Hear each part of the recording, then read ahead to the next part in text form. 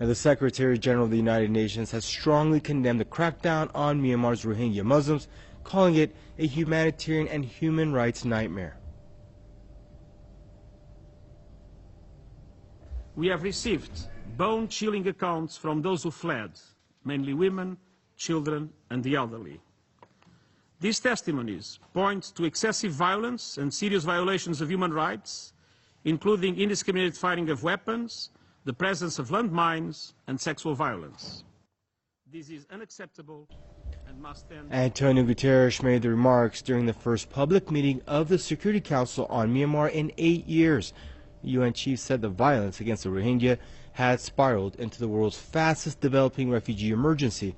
Guterres also appealed to authorities in Myanmar to immediately halt all military operations and open humanitarian access to the conflict-ridden Rakhine state. U.S. Ambassador Nikki Haley labeled the crackdown a brutal ethnic cleansing campaign and said that leaders in Myanmar should be ashamed.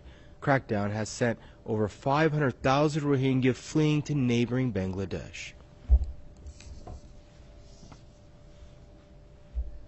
Gordon Duff, senior editor at Veterans Today, says that oil and arms deals are preventing influential nations from taking action in Myanmar. People are making a lot of money there. Oil companies are raking it in. Israeli arms companies are raking it in.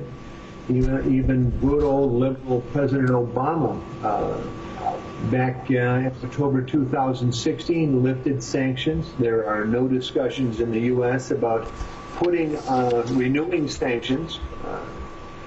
This has been a dark hole as far as American foreign policy goes, somewhere America has chosen to look the other way. It's part of that fallout. The government there has decided, in lieu of the anti-Islamic rhetoric that has been flowing out of the United States, that they are free to raise their hands, 500,000 of their own people, crushing them in any imaginable way.